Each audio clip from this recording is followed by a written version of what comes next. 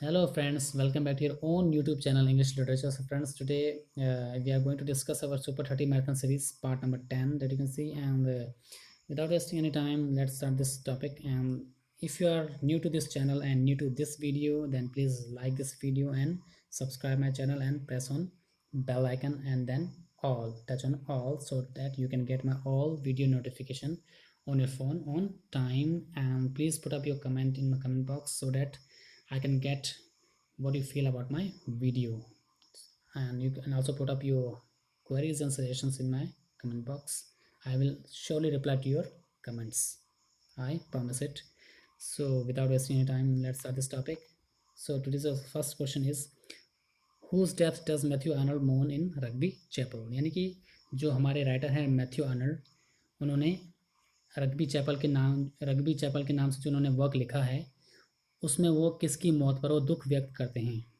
तो ऑप्शन आपके सामने यहाँ पे, his mother, his father and his friend A H Clough and his teacher who taught him at school level. इसका correct answer हो जाएगा आपका option number B, his father. ठीक है, तो नेक्स्ट क्वेश्चन देखते हैं यहाँ पे। Question number 2, which of the following is not the characteristic of good handwriting, यानी कि जो गुड हैंड राइटिंग की इसमें से कौन सी कैरेक्टरिस्टिक्स नहीं होती हैं, अच्छी हैंड राइटिंग की इसमें से कौन सी विशेषता नहीं होती है। ऑप्शन आपके सामने, A loudness, B distinctiveness, C simplicity and D speed. तो फ्रेंड्स, इसका करेक्ट आंसर हो जाएगा आपका ए लाउडनेस, क्योंकि हैंड राइटिंग में तो लाउडनेस का कोई काम है ही नहीं, आवाज़ का काम तो होता ही नहीं उसमें हैंड राइटिंग में, है ना। ठीक है, क्योंकि आवाज़ से कोई लेना देना है नहीं हैंड राइटिंग का, तो आपका करेक्ट आंसर हो जाएगा इसका ऑप्शन नंबर ए लाउडनेस। तो क्वेश्चन नंबर 3 देखते हैं यहाँ पे। The main purpose of teaching poetry is to develop, जो मेन पर्पज़ होता है आपका पोएट्री पढ़ाने का, ठीक है, उसमें उससे किस चीज़ का डेवलपमेंट होता है। ऑप्शन है आपके सामने, A reading skills, correct language standards, C vocabulary and D aesthetic sense and power of imagination. तो इसका करेक्ट आंसर हो जाएगा आपका क्वेश्चन नंबर 3 का option number D, aesthetic sense and power of imagination. यानी पोएट्री जब हम टीच करते हैं, हम जो पढ़ाते हैं, उसका मेन जो हमारा पर्पज़ होता है कि बच्चों में क्या हो, हमारे स्टूडेंट्स में अंदर एस्थेटिक सेंस का डेवलपमेंट हो, पावर ऑफ इमेजिनेशन की पावर ऑफ इमेजिनेशन उनकी बढ़े। ठीक है, वो अच्छे तरीके से इमेजिन कर पाएँ इस चीज़ को, और उनका जो सेंस है वो एस्थेटिक सेंस उनका डेवलप हो। ठीक है, नेक्स्ट टाइम देखते हैं question 4, Alice and John are, जो एलिस और जॉन हैं वो कौन हैं। Option A, the imaginative children of Lamb, the dramatic version of Lamb's children, the children seen in a dream and the real children of Lamb. So friends, correct answer हो जाएगा आपका question number 4 का option number ए, यानी कि the imaginative children of lamp. Next देखते हैं तो question 5, what name does Rosalind assume for her disguise self, जो रोजालिंड होती है वो अपने लिए कौन सा नाम वो मीन्स वो डिस्गाइज सेल्फ मीन अपने आप को छुपाने के लिए वो अपना दूसरा नाम, वो नकली नाम वो क्या रखती है जो रोजालिंड होती है। ठीक है, तो इसका ऑप्शन आपके सामने, A Jove, B Ganymede and C Gary and D Icarus. तो क्वेश्चन नंबर 5 का करेक्ट आंसर हो जाएगा आपका स्टूडेंट्स गैनीमीड। ठीक है, यानी वो अपना नकली नाम, रोजालिंड जो होती है वो अपना नकली नाम क्या रखती है, गैनीमीड करके, अपने आप को छुपाने के लिए। नेक्स्ट क्वेश्चन देखते हैं यहाँ पे question number 6, whom does Hermia's father want her to marry in Midsummer Night's Dream, यानी कि जो विलियम शेक्सपियर का जो प्ले है मिडसमर नाइट्स ड्रीम, उसमें जो हर्मिया के जो फादर होते हैं वो अपनी बेटी की शादी वो किससे कराना चाहते थे वो। ऑप्शन आपके सामने, Lysander, B Theseus, C Philostrate and D Demetrius. तो सर क्वेश्चन नंबर 6 का आपका करेक्ट आंसर हो जाएगा आपका ऑप्शन नंबर डी, यानी कि डिमेट्रियस। ठीक है, नेक्स्ट क्वेश्चन देखते हैं question number 7, who has been called Francis Bacon as the wisest, brightest and the meanest of mankind, यानी कि इसमें जो फ्रांसिस बेकन हमारे, ठीक है, जो एसेइस्ट हैं, उनको किसने कहा है the wisest, brightest and the meanest of mankind, ऐसा उनके लिए किसने कहा है। ऑप्शन आपके सामने, A Dryden, B Coleridge, C Pope and D doctor Johnson. तो इसका करेक्ट आंसर हो जाएगा आपका ऑप्शन नंबर सी, यानी कि पॉप। ठीक है, अलेक्जेंडर पॉप। नेक्स्ट हम देखते हैं question number 8, Dorothy was the sister of, जो डोरोथी थी वो किसकी सिस्टर थी। ऑप्शन आपके सामने, A Wordsworth, B Coleridge, C Shelley and D doctor Johnson. तो क्वेश्चन नंबर 8 का आपका करेक्ट आंसर हो जाएगा आपका friends option number A William Wordsworth. Next question देखते हैं यहाँ पे, who said poets are the unacknowledged legislature of the world. ये लाइन किसने कही है, देखिए, poets are the unacknowledged legislature of the world. तो ऑप्शन आपके सामने, A Coleridge, B Byron, C Keats and D Shelley. तो क्वेश्चन नंबर 9 का करेक्ट आंसर हो जाएगा आपका पी बी शैले। तो इसके बारे में कुछ यहाँ पे पढ़ लेते हैं एक बार, जो हमने नीचे नोट में लिखा हुआ है कि जो डिफरेंस हो, ये जो लाइन आपको मिलती है, poets are the unacknowledged legislature of the world, ये लाइन आपको मिलती है जो पी बी शैले का जो ऐसे है ए डिफेंस ऑफ पोइट्री, इसमें ये लाइन हमको मिलती है। और जो ये ऐसे लिखा गया है पी बी शैले के द्वारा डिफेंस ऑफ पोइट्री, ये लिखा गया था आपका 1821 में और ये पब्लिश किया गया था 1840 में पी बी शैले की मौत के बाद। ठीक है, इसी में जो फेमस लाइन है ये लाइन आपको इस ऐसे में आपको मिलती है डिफेंस ऑफ पोइट्री में, जो क्वेश्चन में जो लाइन दी गई है इसमें। नेक्स्ट देखते हैं क्वेश्चन नंबर 10,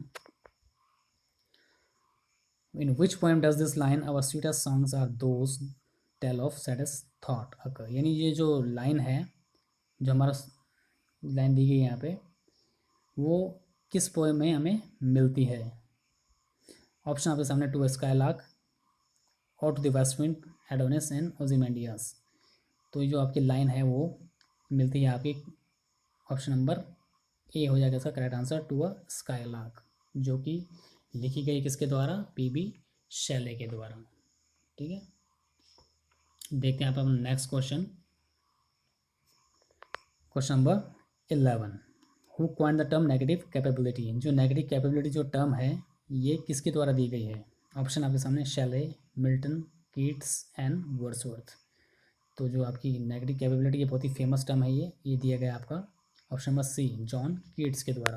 ठीक है, तो जॉन कीट्स का जन्म हुआ था आपका 1795 में और उनकी जो डेथ हुई थी वो थी आपकी 1821 में। ठीक है, बहुत ही कम उम्र में एक्सपायर हो गए थे वो, 26 अप्रॉक्स लगा लीजिए आप, 26 ईयर के आसपास वो एक्सपायर हो गए थे वो। और किसकी वजह से एक्सपायर हुए थे वो, कंजप्शन की वजह से। ठीक है, ये भी आपको पता होना चाहिए। नेक्स्ट देखते हैं यहाँ पे question number 12, who coined the term objective correlative. ये जो टर्म है आपका ऑब्जेक्टिव कोरिलेटिव, ये किसने क्वाइंड किया था, ये किसने लिखा था टर्म को, किसने बनाया था इसको। ऑप्शन आपके सामने, William Faulkner, T S Elliott, S T Coleridge and William Wordsworth. तो इसका करेक्ट आंसर हो जाएगा आपका क्वेश्चन नंबर 12 का option number B, T S Eliot. T S Eliot का फुल फॉर्म हो जाएगा आपका थॉमस स्टर्न्स एलियट। जो टी एस एलियट हैं, या आपके अमेरिकन पोएट थे स्टार्टिंग, मीन्स वो इनका जन्म अमेरिका में हुआ था और बाद में ये इंग्लैंड में जाकर ये मीन्स वो बस गए थे, उनकी डेथ इंग्लैंड में ही हुई थी, मीन्स ब्रिटेन के अंदर। नेक्स्ट यहाँ पे है आपका, इसमें नोट है, नोट देख लेते हैं यहाँ पे। जो आपको ऑब्जेक्टिव कोरिलेटिव जो है लिटरेरी थियरी है, जो कॉइन की गई थी किसके द्वारा, फर्स्ट ये टी एस एलियट के द्वारा कॉइन की गई थी अपने ऐसे में, जो उन्होंने ऐसे लिखा था हैमलेट एंड हिज प्रॉब्लम्स में, और उसको पब्लिश किया गया था किसमें, collection of essays the Sacred Wood में 1920 के अंदर। ठीक है, तो नेक्स्ट क्वेश्चन देखते हैं यहाँ पे question number 13, the chief characteristics of Browning's poetry. यानी जो रॉबर्ट ब्राउनिंग्स हैं उनकी पोइट्री का जो चीफ, उनकी जो विशेषता है वो क्या है। ठीक है, ऑप्शन आपके सामने, वर्बोसिटी, ऑब्सक्यूरिटी, सिंपल लैंग्वेज एंड एलिनेशन। तो आपका क्वेश्चन नंबर 13 का आपका करेक्ट आंसर हो जाएगा आपका ऑप्शन नंबर बी, यानी कि ऑब्सक्यूरिटी। ऑब्सक्यूरिटी का मतलब होता है यानी हिडन, यानी कि कुछ हिडन बातें जो होती हैं। ठीक है, कुछ मतलब जो बातें कुछ क्लियर ना हो उसको बोलते हैं ऑब्सक्यूरिटी। कुछ इस टाइप की कैरेक्टरिस्टिक्स थी रॉबर्ट ब्राउनिंग्स की पोइट्री की, कुछ हिडन बातें होती थी उसमें। ठीक है, क्वेश्चन 14 देखते हैं यहाँ पे, what kind of poem is Milton's Lycidas. जो मिल्टन्स की जो लिसिडस है वो किस टाइप की पोम है वो। ठीक है, ऑप्शन आपके सामने, ballad, lyric, elegy and art. तो क्वेश्चन 14 का आप करेक्ट आंसर हो जाएगा आपका friends option number C, elegy. Elegy का मतलब होता है यानी कि किसी की मौत के ऊपर जो हम कोई पोएम या हम गीत लिखते हैं, ठीक है, उसको बोला जाता है एलेजी। ठीक है, नेक्स्ट देखते हैं यहाँ पे question number 15, in his poem Rabbi Ben Ezra Robert Browning's glorifies. जो उनकी पोएम है रॉबर्ट ब्राउनिंग्स की पोएम रबी बेन एजरा, उसमें उन्होंने किस चीज़ को ग्लोरीफाई किया है। ऑप्शन आपके सामने, ए चाइल्डहुड को, youth, adulthood and old age. तो उसका करेक्ट आंसर हो जाएगा आपका क्वेश्चन नंबर 15 का ऑप्शन नंबर डी, यानी कि उन्होंने ओल्ड एज को इस पोएम में दिखाया है, ओल्ड एज। ठीक है, क्वेश्चन नंबर 16 देखते हैं यहाँ पे, who was Alice in Charles Lamb's essay Dream Children. जो चार्ल्स लैम्स का जो ऐसे है ड्रीम चिल्ड्रन, उसमें एलिस कौन है, उसको आपको बताना है। Wife, mother, daughter and mother in law. तो इसका करेक्ट आंसर हो जाएगा आपका क्वेश्चन नंबर 16 का आपका ऑप्शन नंबर सी, यानी कि डॉटर। नेक्स्ट देखते हैं question number 17, the novels of Charles Dickens which is autobiographical in nature. जो चार्ल्स डिकेंस की एक नॉवल है जो ऑटोबायोग्राफिकल है। ऑटोबायोग्राफी किसको बोलते हैं स्टूडेंट्स, यानी कि जो खुद के बारे में, खुद की जो आत्मकथा जो लिखते हैं उसको बोलते हैं हम ऑटोबायोग्राफी। ठीक है, जो आदमी खुद के बारे में लिखता हो अपनी कहानी में, उसको बोला जाता है ऑटोबायोग्राफी। तो जो नॉवेल्स लिखी गई है चार्ल्स डिकेंस के द्वारा, इसमें से वो कौन सी जो नॉवल है वो ऑटोबायोग्राफिकल है अपने नेचर में। ठीक है, तो ऑप्शन आपके सामने, Oliver Twist, a Christmas Carol, Hard Times and David Copperfield. तो क्वेश्चन नंबर 17 का करेक्ट आंसर हो जाएगा आपका option number D, David Copperfield. यानी डेविड कॉपरफील्ड में चार्ल्स डिकेंस ने अपनी लाइफ के कुछ जो उनके जो पहलू थे, कुछ जो रियलिटी थी, उन्होंने उसको उसमें दिखाया है। ठीक है, ऑटोबायोग्राफी को उन्होंने उसमें दिखाया है। ठीक है, तो 17 का आंसर हो जाएगा आपका क्वेश्चन नंबर 17 का आंसर होगा आपका option number D. Question number 18 देखते हैं यहाँ पे, at which place do Orlando and Rosalind meet. तो ऑरलैंडो और रोजलिंड किस जगह पर मिलते हैं। ठीक है, तो ऑप्शन आपके सामने, a wrestling match, a public execution, C a travelling circus and D the wedding of duke Frederick. तो इसका करेक्ट आंसर हो जाएगा आपका option number A, a wrestling match. ठीक है, ऑरलैंडो और रोजलिंड रेसलिंग मैच के दौरान मिलते हैं। नेक्स्ट क्वेश्चन देखते हैं question number 19, to strive, to seek, to find and not to yield, in which poem of Tennyson does the above line occur. ये जो लाइन दी गई है आपके सामने, to strive, to seek, to find and not to yield, ये जो line है वो आपकी टेनिसन, अल्फ्रेड लॉर्ड टेनिसन की किस पोएम में हमें ये लाइन मिलती है। ऑप्शन आपके सामने, Idylls of the king, the lotus eaters, crossing the bar and the Ulysses. इसका करेक्ट आंसर हो जाएगा आपका क्वेश्चन नंबर 19 का ऑप्शन नंबर डी, यानी कि यूलिसिस। क्वेश्चन नंबर 20 देखते हैं यहाँ पे, who said this line, O for a life of sensation rather than thought. ये लाइन किसने कही है। ठीक है, ऑप्शन आपके सामने, William Blake, Lord Byron, P B Shelley and John Keats. तो क्वेश्चन नंबर 20 का आपका करेक्ट आंसर हो जाएगा आपका option number D, John Keats के द्वारा ये लाइन लिखी गई है, कही गई है। ठीक है, नेक्स्ट क्वेश्चन देखते हैं question number 21, in which poem does this line occur. ये जो लाइन आपके नीचे दी गई है वो किस पोम में वो लाइन हमें मिलती है। लाइन है आपके सामने, अवर birth is but a slip and a forgetting. तो ये लाइन किस पोम में है आपकी। ऑप्शन आपके सामने, Shelley's to skylark, Milton's paradise lost, C Wordsworth's immortality ode and D Keats Hyperion. Question number 21 का आपका करेक्ट आंसर हो जाएगा आपका option number C, William Wordsworth's immortality ode में ये लाइन हमें मिलती है। क्वेश्चन नंबर 22 देखते हैं यहाँ पे, फ्रांसिस बेकन्स एसेज आर। जो फ्रांसिस बेकन की जो ऐसे हैं वो क्या हैं, किस टाइप के हैं वो, उसमें मतलब क्या है थीम उसमें हमें दिखाई गई है। ऑप्शन आपके सामने, philosophical and secular, ethical and philosophical, C emotional and theological and D moral and religious. Question number 22 का करेक्ट आंसर हो जाएगा आपका option number A, philosophical and secular. Next question देखते हैं यहाँ पे question number 23, which of the following poem is not written by Keats. इसमें जो कौन सी पोएम है जो कीट्स के द्वारा नहीं लिखी गई है। ठीक है, कौन सी पोएम कीट्स के द्वारा नहीं लिखी गई है उस पर ध्यान देना आपको। ऑप्शन आपके सामने, ए हाइपरियन, और टू नाइटिंगेल, सी और टू ऑटम एंड डी और टू ड्यूटी। तो इसका करेक्ट आंसर हो जाएगा आपका ऑप्शन नंबर डी, और टू ड्यूटी। ये पोएम कीट्स के द्वारा नहीं लिखी गई है, ये लिखी गई है आपकी विलियम वर्ड्सवर्थ के द्वारा। ठीक है, बाकी तीनों पोएम लिखी गई कीट्स के द्वारा।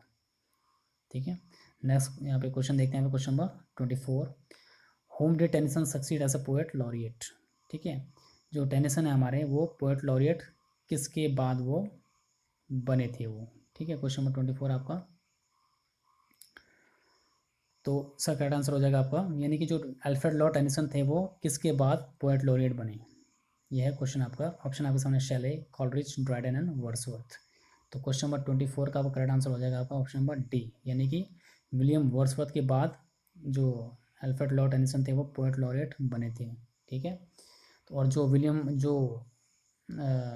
वर्ड्सवर्थ थे वो कब बने थे पोएट लॉरेट आपके, इन द ईयर 1843 में, और वो किसके द्वारा अपॉइंट किए गए थे, क्वीन विक्टोरिया के द्वारा, ठीक है। ये बात आपको ध्यान रखनी है इसमें। नेक्स्ट क्वेश्चन देखते हैं यहाँ पे, question number 25। Sarojini Naidu's poem the lotus is address to, जो सरोजिनी नायडू की जो पोएम है द लोटस, वो किसको एड्रेस की गई है वो, ठीक है।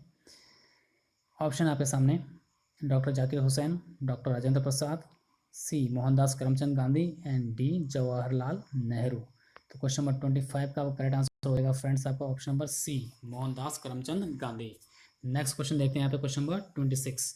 When was Rabindranath Tagore awarded the Nobel prize in literature, Rabindranath Tagore ji को नोबेल प्राइज़ कब दिया गया था लिटरेचर में। ऑप्शन आपके सामने 1911, 1912, 1913 एंड 1914। तो इसका करेक्ट आंसर हो जाएगा आपका क्वेश्चन नंबर 26 का ऑप्शन नंबर सी, यानी कि 1913 में, ठीक है। नेक्स्ट क्वेश्चन आपका, by whom the title Nightingale of India was given to Sarojini Naidu, यानी किसके द्वारा सरोजिनी नायडू जी को नाइटिंगेल ऑफ इंडिया का टाइटल दिया गया था उन्हें। नाइटिंगेल ऑफ इंडिया मीन्स कोकिला जो बोलते हैं, इंडिया की कोकिला जो है, बहुत ही मधुर आवाज़ वाली, ठीक है। ऐसा टाइटल किसके द्वारा दिया गया था सरोजिनी नायडू जी को। ऑप्शन आपके सामने एम के गांधी, जवाहरलाल नेहरू, दयानंद सरस्वती एंड डॉक्टर राजेंद्र प्रसाद। तो क्वेश्चन नंबर 27 का आपका करेक्ट आंसर हो जाएगा आपका ऑप्शन नंबर ए, एम के गांधी, ठीक है। तो यहाँ पर नेक्स्ट क्वेश्चन देखते हैं यहाँ पे,